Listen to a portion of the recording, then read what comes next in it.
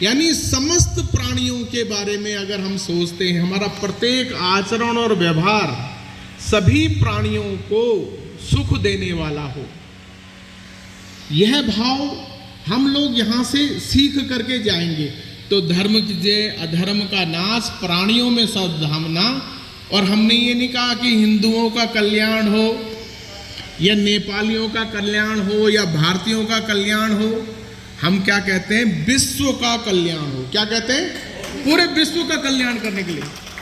तो हम सबका जो हेतु है, चाहे हम किसी भी देश में रहें, देश तो एक भौगोलिक इकाइयां हैं, लेकिन हम सब लोग जो हैं भौगोलिक इकाई तक नहीं है सीमित।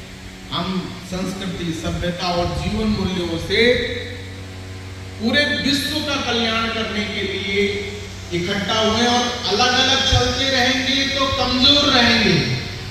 अगर हमें विश्व का कल्याण करना है तो हमें एक होकर के करना पड़ेगा। इसके लिए हम लोग यहाँ इकट्ठा हुए। हमें पूरे समाज को पहले तो स्वयं विकृति से निकलना है। विकृति क्या होती है? छीन करके खाने का स्वभाव क्या होता है? विकृति होती है। और अगर हम खुद कमाते और खुद खाते हैं तो हमारी क्या हो गई? प्रकृति हो गई कि भाई हम खुद गर्ज हैं, अपने बारे में नहीं सोचते हैं। लेकिन अगर हम खुद कमाते हैं और सबके साथ मिलकर के खाते हैं तो उसे संस्कृति कहते हैं। तो हमारा जो ध्येय है विकृति से निकालना समाज को, प्रकृति से भी निकालना और संस्कृति की ओर बढ़ाना, ये हमारा लक्ष्य है। और हमारा जो लक्ष्य है वो किस तरीके का लक्ष्य है? पशुपतिनाथ जी को हम लोग सत्यम, शिवम और सुंदरम के रूप में देखते हैं। हमें सत्य, शिव और सुंदर, ये तीनों चीजें उसमें हमारे को दिखाई देती हैं। और ये जो धरती है नेपाल की,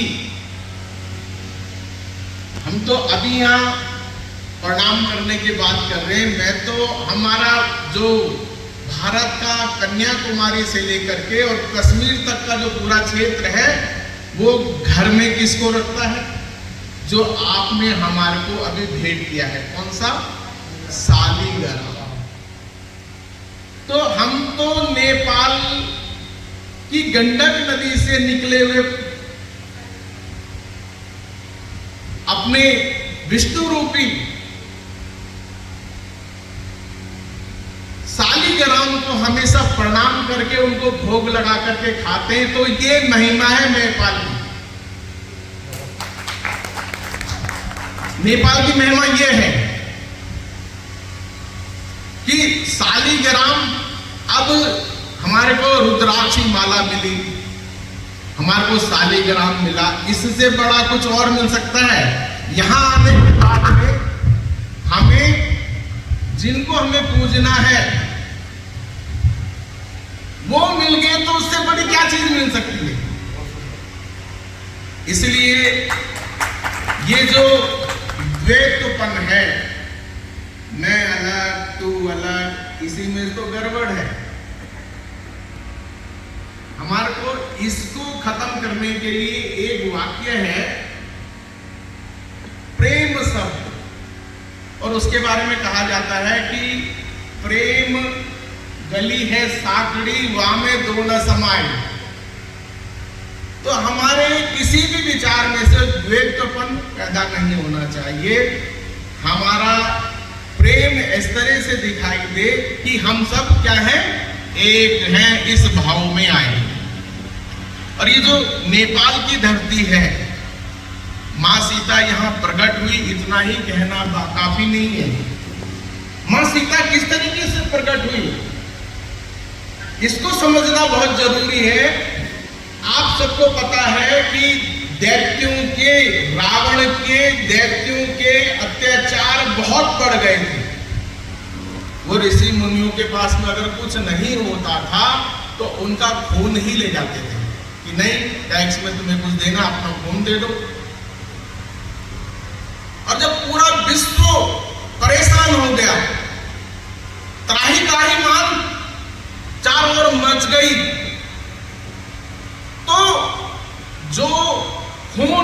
ऋषियों ने किनको दिया था? रावण के सेना से जुड़े हुए, विकृति से जुड़े हुए, प्रकृति से जुड़े हुए लोगों ने जो ऋण कर लिया था वहां से, उस कर के रूप में जो खून गया था, वो खून अगर कोई धरती संभाल सकती थी तो वो नेपाल की ही धरती संभाल सकती थी। नेपाल की धरती ने उसको संभाला, लेकिन उसके कारण से यहां अकाल पड़ने लगा और उस अकाल से सब परेशान हुए। तो उसका हल भी निकल करके आया कि राजा जनक जो है हल चलाएंगे तो ये जो वर्षा नहीं हो रही, जो अकाल पड़ा हुआ, ये सब समाप्त हो जाएगा। उस अकाल को समाप्त करने के लिए जिस कार्य को किया गया, उसमें से माता जगत जननी सीता माता प्रकट हुई। और वो मां सीता सिर्फ यहीं की धरती के लिए नहीं हुई, पूरी सृष्टि को किस तरीके से हरा भरा करना है। और मैं तो नेपाल के उन सब भाइयों का, आपके बुजुर्गों का को नमन करना चाहता हूं जिन्होंने इस हिमालय क्षेत्र के उत्तराखंड, जिसे भी देवभूमि बोलते हैं, क्योंकि हरिद्वार यानी हरि के पास जाना है तो हरिद्वार को पार करना पड़ता है। वो जब हमारे यहां आए, यहाँ के खस जाति के लोग, सुन लीजिए दोबारा से, नेपाल के खस जाति के लोग जब वहां आए उत्तराखंड में, तो उन्होंने उत्तराखंड की इस पहाड़ी धरती को सीढ़ीदार खेत दिए, जिससे आज भी और उन्हें अन्न पैदा हो रहा है। मैं उनको सबको नमन करना चाहता हूं। और जो हमारी नेपाल की धरती है, ये नेपाल की धरती घर बैठे बैठे घाट घाट को समझती है, वो चाइना को भी समझती है, वो तिब्बत को भी समझती है, तिब्बत के साथ किस तरीके से गड़बड़ हुई इस बात को भी समझती है, और तिब्बत से नेपाल तक किस तरीके से एक विकृत सोच अंदर घुस गई है। यहाँ की जमीन पर कब्जा कर रही। भारत कभी जमीन पर कब्जा नहीं करता, वो तो कहता है कि जो आपने तय कर दिया वो हम लोग लेंगे, आपका दिया हुआ शालिग्राम हम घर में पूजेंगे, उसे भोग लगाएंगे, फिर खाएंगे। लेकिन एक विकृत सोच वाला जो है यहाँ के गांव पर कब्जा करने लगा है।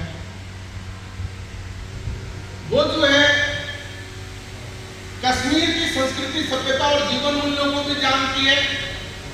वो जो है हिमाचल प्रदेश की संस्कृति, सभ्यता और जीवन मूल्यों से भी परिचित है, उसकी सीमाएं वहां मिलती है। देवभूमि के बाद नेपाल है। अगर देवभूमि उत्तराखंड है तो ईश्वर भूमि नेपाल है। वो जो है उत्तर प्रदेश के राम और कृष्ण की जुड़ी हुई संस्कृति को भी समझती है, वो बौद्ध को भी समझती है, जैन को भी समझती है, क्योंकि वो भी नेपाल की सीमाओं पर है देश के हिसाब से। वो जो है उधर नॉर्थ ईस्ट की भी पूरी संस्कृति को, सभ्यता और जीवन मूल्यों को समझती है।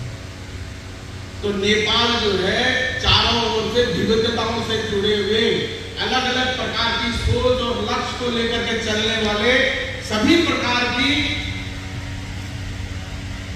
संस्कृति, सभ्यता और जीवन मूल्य और लक्ष्यों को जानती है।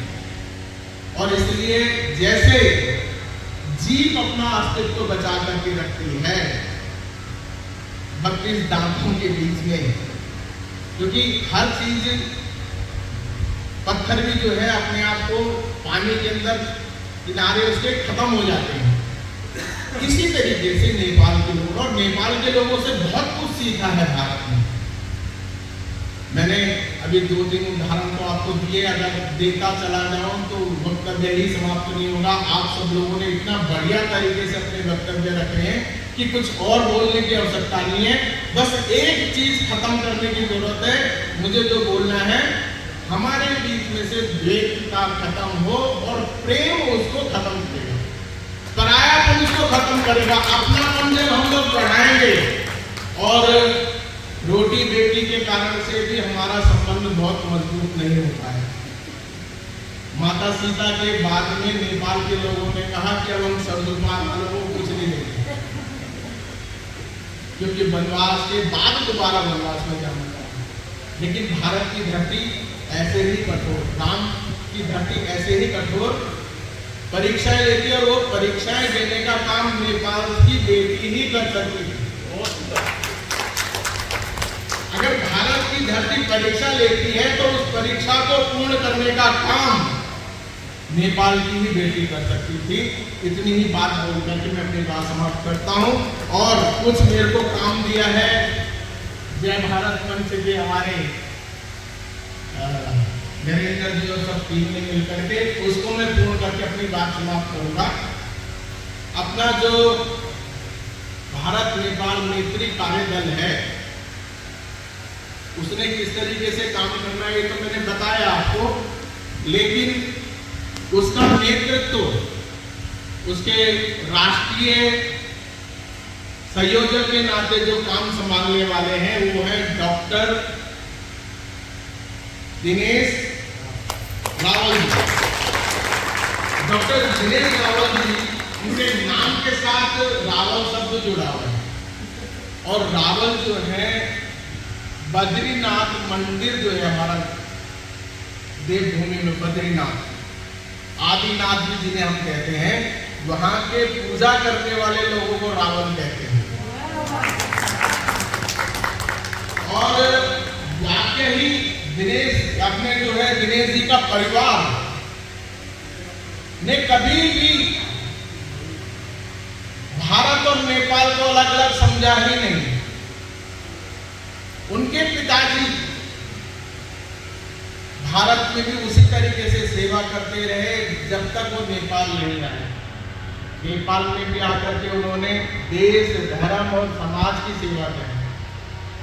उनका परिवार विकृति में नहीं था, प्रकृति में भी नहीं था, पहले से सुसंस्कृत था।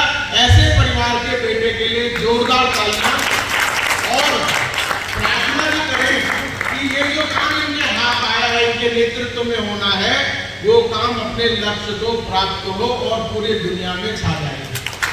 अपने जो है रावल जी को बहुत बहुत बधाई। लेकिन हम लोग बधाई देने का यहाँ पे हमारा तरीका अलग है। हम तो हरेक को, हमारी जो संस्कृति है वो 16 संस्कारों में बांटती है, गर्भ धारण से लेकर के अंतिम संस्कार तक। व्यक्ति जब काम पूरा कर लेता है अपना, और उसके पीछे जो चल रहे हैं लोग,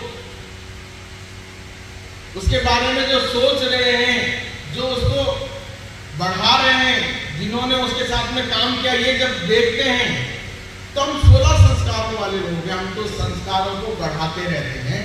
तो हम और जोरदार ताली के तरीके से उनका स्वागत करेंगे जब वो अपने काम को लक्ष्य तक पहुंचा देंगे।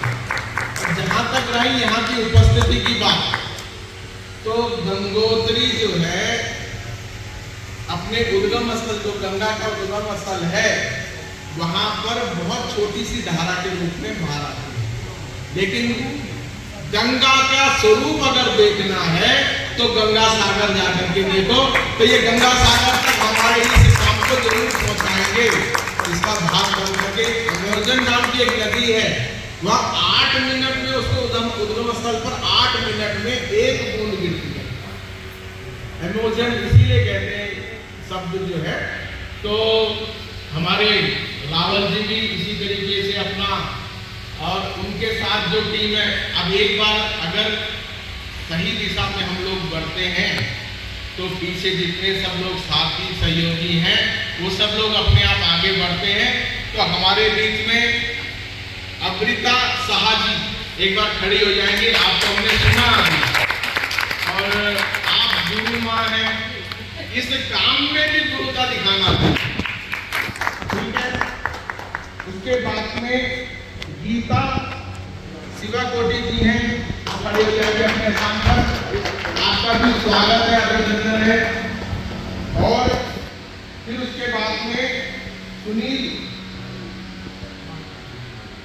नीता चंद शाही जी हैं। नीता चंद शाही जी, उनको हमने देखा, उनके कर्तव्य को और उनके सोच को लोग कैसे साथ साथ चले, तो हमारे बीच में अगर प्रेम होगा, दिशा ठीक होगी। वैसे तो प्रेम डाकुओं में भी हो जाता है, लूट करने के मतलब के कारण से होता है, लेकिन हम निष्काम रूप से सबका भला करने के लिए इकट्ठा हो रहे हैं और प्रेम हमारा बहुत बड़ा बंधन बनेगा। फिर उसके बाद में सुनील महाजन सुनील जी, हाल ही में उनका एक कार्यक्रम था, अच्छा ऋषि कपूर सिंह जी हैं, मनोज कुमार विश्व है, मनोज कुमार विश्व जी आपके साथ में नाम विश्व शब्द आज में जुड़ता है तो ऐसा लगता है कि आप उत्तराखंड से ही हैं। और राधा जी के और धानेश्वर गौतम जी, आपको सुना हमने, आपको तो सब स्वर आपके खुले हुए हैं और बहुत बढ़िया तरीके से, और नेपाली में आपने सुना है, लेकिन हमें लगा ही नहीं कि वो कहीं बाहर का है, ऐसा लगा अपनी ही आवाज है। उसका अर्थ आपसे समझ लेंगे बाद में कि आपने क्या गाया है, लेकिन स्वर बहुत अच्छा था। गीता कुमारी रिजाल और चंद्र बहादुर जी,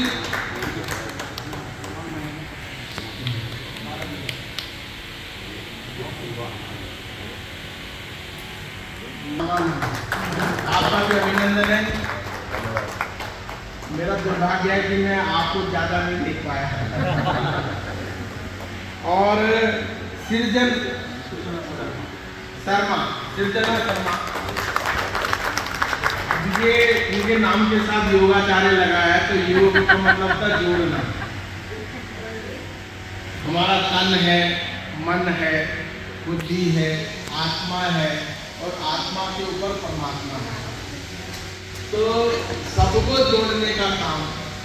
और हमें 4 तरह की भूख लगती है, हमारे तन को भी भूख लगती है, हमारे मन को भी भूख लगती है और हमारी बुद्धि को भी भूख लगती है, हमारी आत्मा भी भूख लगती है। तो आत्मा का भोजन है साधना, बुद्धि का क्या है जिज्ञासा,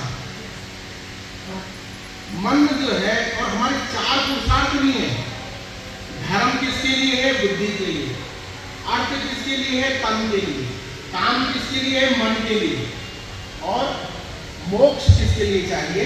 वो आत्मा के लिए चाहिए। तो हम 4 पुरुषार्थ पूरे कराते हुए अपने को एक रूप करें, द्वैत से निकले और अपनत्व की तरफ बढ़े। इसी शुभकामनाओं के साथ मैं इनके बारे में बता रहा हूँ। और शर्मिला बसनेट,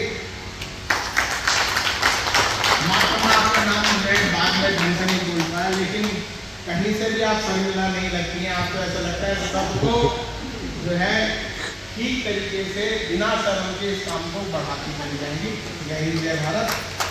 अशोक जी की तारीफ तो हमारे दिनेश जी पहले करते थे, तो बताने की आवश्यकता नहीं। और इनका तो हमें भी सम्मान करना चाहिए, क्योंकि भारत की सुरक्षा के लिए इन्होंने लगे।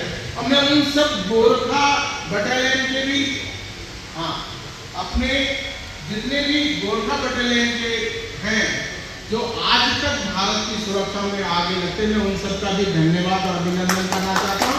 क्योंकि भारत के आजादी के 75वें वर्ष में हम प्रवेश कर गए, और मैं उस समय के सन 1857 में उन परिवारों का भी धन्यवाद करना चाहता हूँ जिन्होंने उस समय के स्वतंत्रता में, भारत की स्वतंत्रता में अपना योगदान दिया और भारत के हजरत महल को अपने यहाँ आश्रय दिया।